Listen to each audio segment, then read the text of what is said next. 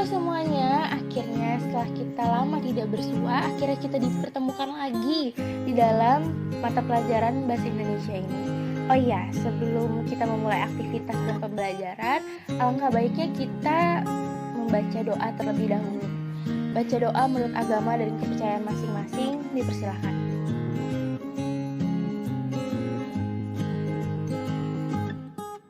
Berdoa selesai. Oke, gimana kabarnya teman-teman? Semoga baik-baik aja ya. Semoga sehat selalu dan semoga semuanya dalam lindungan Tuhan. Oke, pagi hari ini kita mulai dengan bahasa Indonesia. Sebelumnya, Ibu mau mengabsen dulu. Andi? Hadir ya? Oke, baik. Siti? Hadir juga, baik. Budi? Hadir, baik. Dian? Oh, izin ya? Oke, baik. Terima kasih.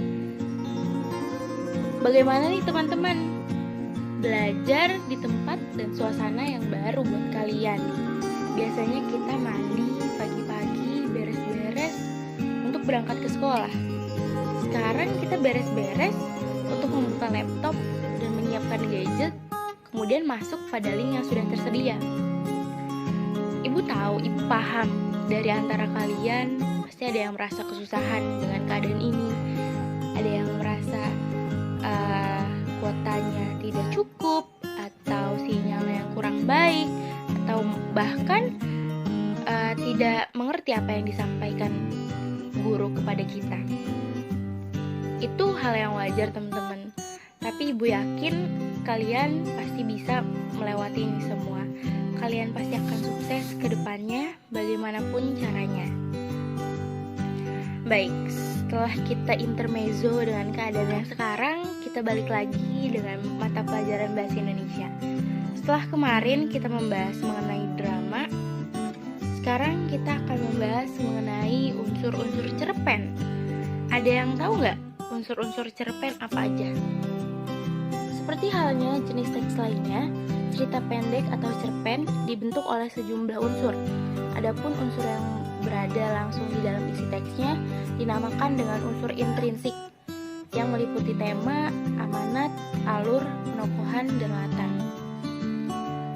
Apa itu tema? Tema adalah gagasan yang menjalani struktur isi cerita.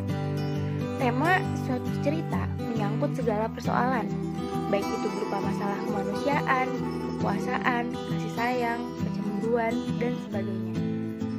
Kemudian, amanat. Amanat merupakan ajaran atau pesan yang hendak disampaikan pengarang. Amanat dalam cerpen umumnya bersifat tersirat, disembunyikan pengarangnya di balik peristiwa-peristiwa yang membentuk isi cerita. Kemudian, penokohan. Apa itu penokohan? Penokohan merupakan cara pengarang menggambarkan dan mengembangkan karakter tokoh-tokoh dalam cerita. Cara-cara penggambaran karakteristik, contohnya teknik analitik langsung, penggambaran fisik dan perilaku tokoh, penggambaran lingkungan dan kehidupan tokoh, dan penggambaran tata kebahasan tokoh. Dan masih banyak cara-cara untuk penggambaran karakteristik tokoh. Selanjutnya ada alur. Alur merupakan pola pengembangan cerita yang terbentuk oleh hubungan, sebab akibat ataupun bersifat kronologis. Pola pengembangan cerita suatu cerpen beragam. Pola-pola pengembangan cerita harus menarik, mudah dipahami, dan logis. Jalan cerita suatu cerpen kadang-kadang berbelit-belit dan penuh kejutan, juga kadang-kadang sederhana. Selanjutnya ada latar. Latar atau setting meliputi tempat, waktu, dan budaya yang digunakan dalam suatu cerita. Latar dalam suatu cerita bisa bersifat faktual atau bisa pula yang imajinatif. Selanjutnya ada gaya bahasa. Dalam cerita, penggunaan bahasa berfungsi untuk menciptakan suatu nada atau suasana persuasif, serta merumuskan dialog yang mampu memperlihatkan hubungan dan interaksi antara sesama tokoh. Setelah Ibu menjelaskan mengenai unsur-unsur cerpen, apakah dari teman-teman ada yang mau ditanyakan? Jika ada yang mau ditanyakan, boleh langsung menunjuk tangan. Baik, Dian, boleh dipersilahkan untuk bertanya. Pertanyaan bagus. Ibu ulangi pertanyaannya. Contoh amanat. Contoh amanat yang ibu dapat berikan adalah misalnya, apabila tema cerita itu tentang perjuangan kemerdekaan, amanat cerita itu pun tidak jauh pentingnya mempertahankan kemerdekaan. Seperti misalnya, kita tidak boleh gugur oleh penjajah, itu amanat. Atau kita harus berjuang membela bangsa ini demi kemerdekaan, itu adalah termasuk amanat juga. Bagaimana Dian? Apakah puas dengan jawabannya? Oke, baik. Terima kasih atas pertanyaannya. Dari yang lain, teman-teman, ada yang ingin ditanyakan lagi? Jika tidak ada, Ibu mau langsung kepada tugas nih, teman-teman. Ya, jangan pada sedih begitu dong. Ini tugas yang mungkin akan menyenangkan hati kalian atau bahkan mengasah kemampuan kalian sebagai siswa yang mempelajari mata pelajaran Bahasa Indonesia. Tugasnya adalah kalian harus menganalisis suatu cerpen yang Ibu berikan nanti kepada tiap-tiap kelompok. Kemudian tiap-tiap kelompok tersebut mengumpulkannya kepada Ibu. Cerpennya adalah seperti yang Ibu tulis di papan tulis, Mimpi Sang Dara. Kalian harus menganalisis mengenai unsur-unsurnya seperti amanat, penokohan, alur, latar, gaya bahasa, tema, dan lain-lain. Itu adalah unsur intrinsik. Dan kalian juga harus menganalisis mengenai unsur intrinsiknya. Kemudian setelah kalian menganalisis, ada salah satu kelompok yang akan Ibu panggil maju ke depan untuk mencontohkan atau membacakan hasil analisisnya. Oke, setelah berdiskusi bersama kelompok, apakah sudah ada yang siap untuk maju ke depan untuk mempresentasikan hasil dari analisisnya? Oke, bakal Ibu tunjuk ya. Untuk kelompok 1, silahkan maju ke depan dan mempresentasikan hasil analisisnya. Baik, bagus sekali hasil analisisnya. Terima kasih untuk teman-teman kelompok 1. Semoga teman-teman kelompok 1 mewakili isi dari teman-teman kelompok lainnya. Oke, teman-teman, setelah kita membahas tentang unsur-unsur cerpen dan sudah melihat presentasi dari kelompok 1, kita lanjut kepada pembahasan mengenai struktur cerpen. Ada apa aja sih struktur cerpen? Yang pertama, ada pengenalan situasi cerita atau exposition, atau bisa dibilang juga orientation, yaitu dalam bagian ini pengarang memperkenalkan para tokoh, menata adegan dan hubungan antar tokoh. Selanjutnya ada pengungkapan peristiwa atau complication. Dalam bagian ini disajikan peristiwa awal yang menimbulkan berbagai masalah, pertentangan, ataupun kesukaran-kesukaran bagi para tokohnya.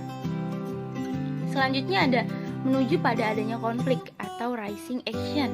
Terjadi peningkatan perhatian kegembiraan, kehebohan, atau keterlibatan berbagai situasi yang menyebabkan bertambahnya kesukaran tokoh. Selanjutnya ada puncak konflik atau turning point. Bagian ini disebut pula sebagai klimaks. Inilah bagian cerita yang paling besar dan mendebarkan. Pada bagian ini pula ditentukannya perubahan nasib beberapa tokohnya. Misalnya, apakah dia kemudian berhasil menyelesaikan masalah atau gagal.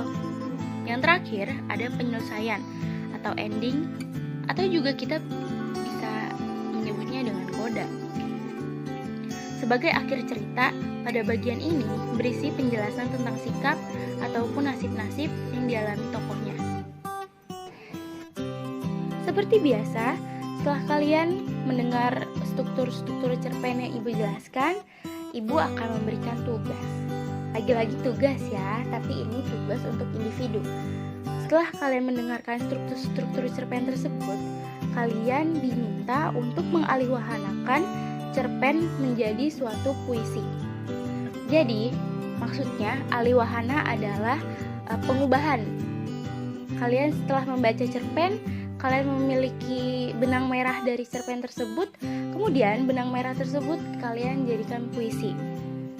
Nanti puisinya dengan judul yang berbeda-beda.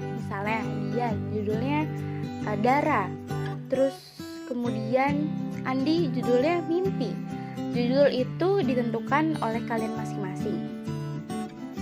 Tugas bisa dikumpulkan minggu depan ketika ada pelajaran bahasa Indonesia lagi, dan Ibu harap semuanya dapat mengerjakan dengan baik. Dan jika ada yang perlu ditanyakan, nanti kalian bisa menghubungi Ibu secara personal. Baik, sampai sini ada yang mau ditanyakan mengenai struktur cerpen ataupun tugas-tugas yang Ibu berikan? Semoga kalian semua paham apa yang Ibu sampaikan dan paham mengenai tugas yang Ibu berikan.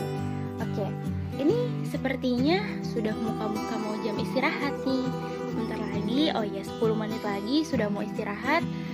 Ibu tutup dulu. Terima kasih teman-teman yang sudah hadir pada pertemuan Zoom kali ini. Kalian hebat sekali. Oke, selanjutnya Ibu akan menutup pembelajaran pada hari ini. Semoga apa yang Ibu sampaikan dapat berguna pada kehidupan kalian selanjutnya. Dan salam, sampai jumpa minggu depan. Jangan lupa dikerjakan tugasnya.